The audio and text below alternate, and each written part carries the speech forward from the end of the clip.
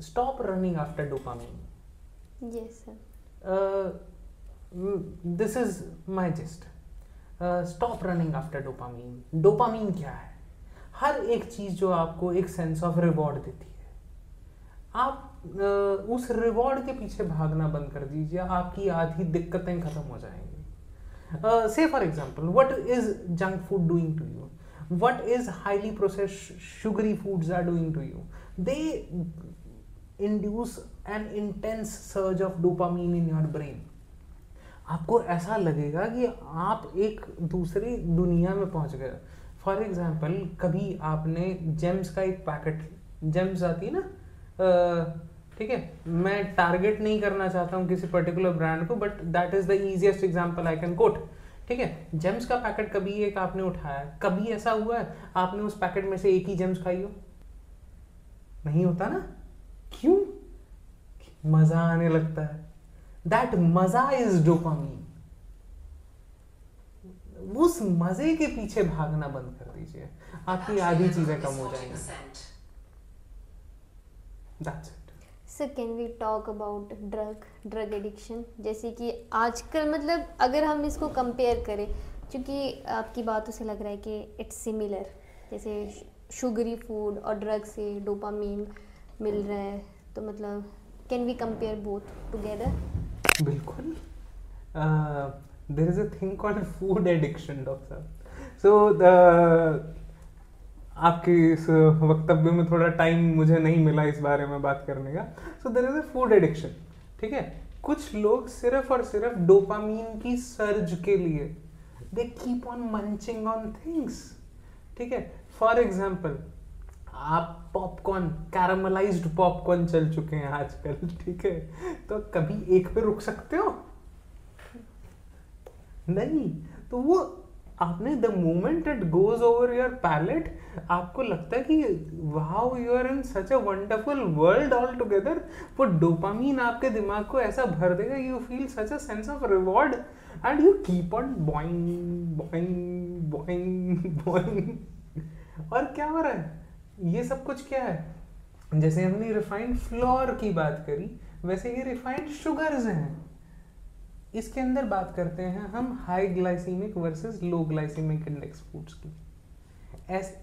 आसान भाषा में, जो आपकी बॉडी में अंदर एंटर करते ही एकदम sudden peak of sugar attain करवाते हैं, दोज आर रिफाइंड शुगर्स.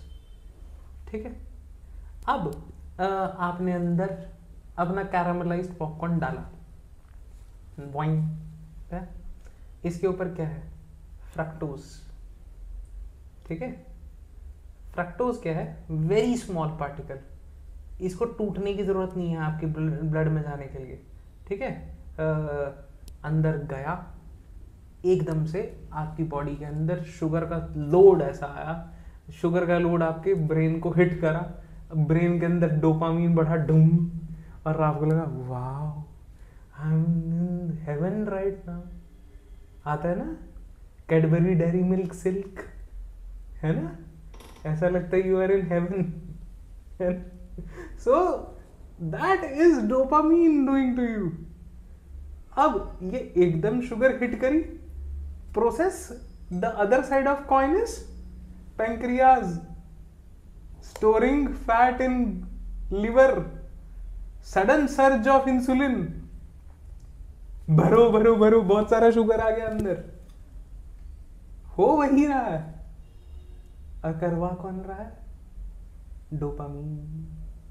एक कैरामल पॉपकॉर्न, 2 कैरामल पॉपकॉर्न, आहा, 3 कैरामल पॉपकॉर्न, मजा ही आ गया. चौथा, 5वां,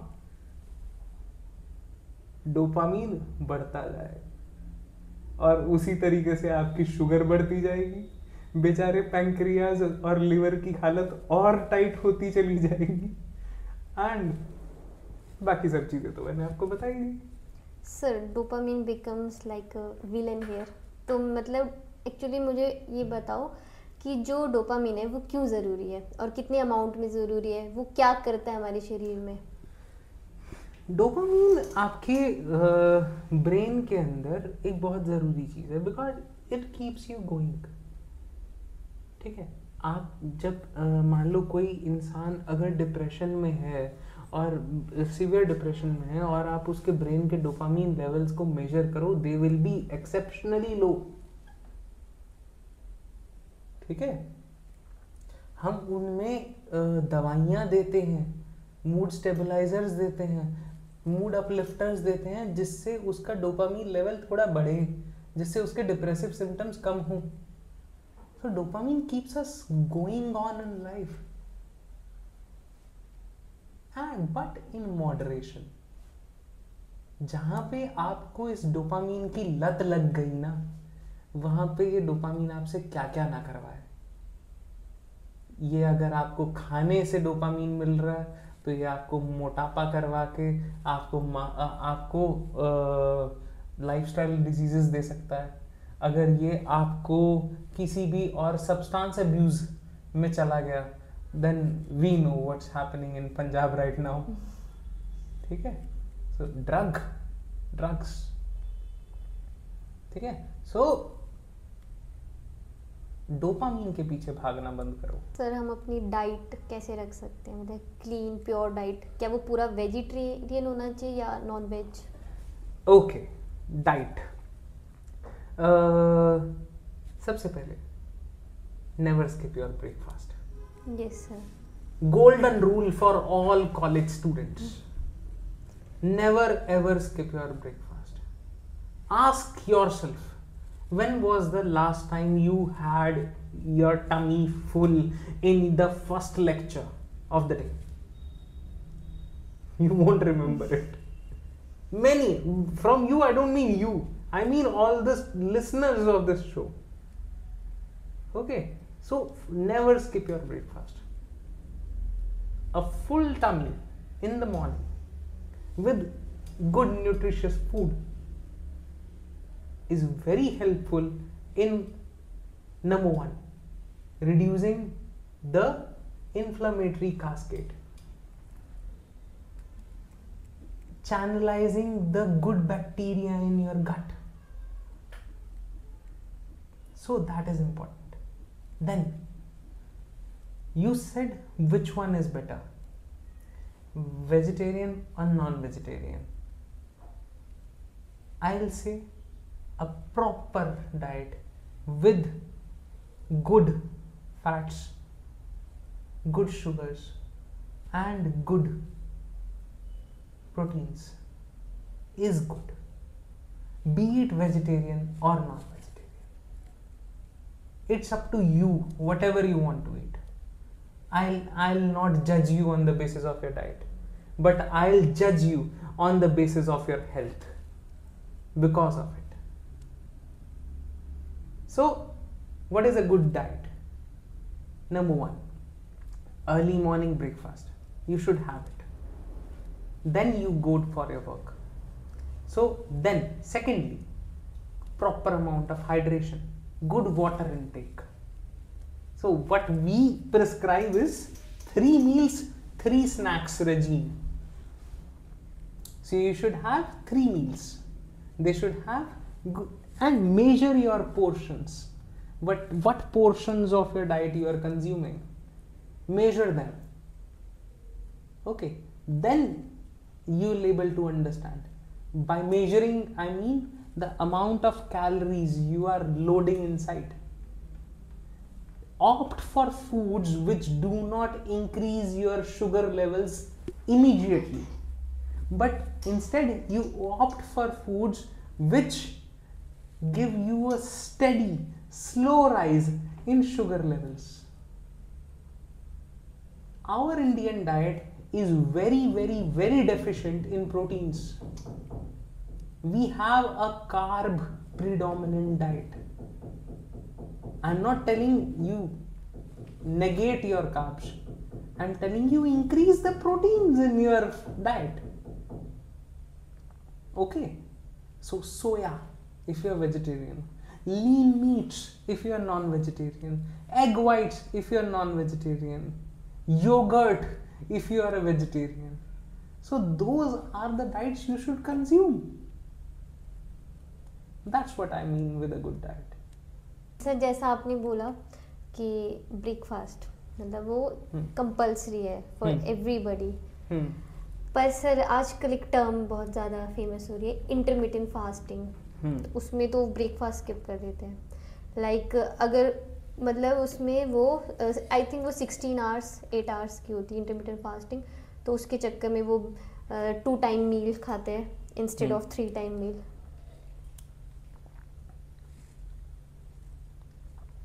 Okay.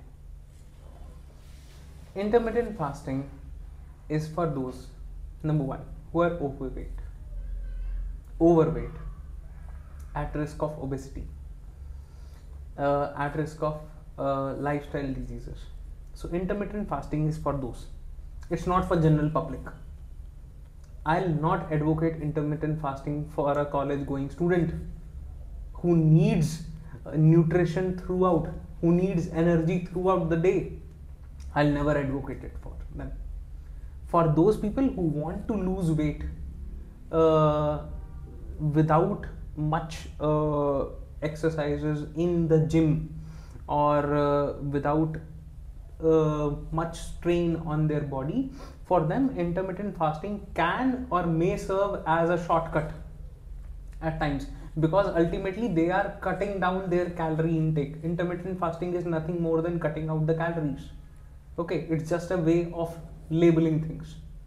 So if you want to do intermittent fasting, make sure you are at risk of lifestyle diseases, you are obese, you have certain risk factors in you, and then you are just to reduce your weight, just to organize your weight, you are opting for an intermittent fasting. But to a college going student, to a normal person going for work, I will not advocate intermittent fasting, because when that person is in the mode of fasting, your body is relying only on ketone bodies. So that extra reserve of food, the extra reserve of energy which you had stored in your body, you are running on that reserve. जब गाड़ी reserve में लग जाती है तब क्या करते हैं, भागते हैं ना पेट्रोल पंप पे. So just imagine the plight of that engine which is running on reserve. That is what intermittent fasting. So I'll not advocate it for a normal person, normal healthy person who wants to just make sure he meets his daily energy requirements. That's why I advocate a full tummy early in the morning before you begin your day-to-day activities. Sir, thank you so much. You described everything very beautifully. Thank you very much, sir. You're most welcome.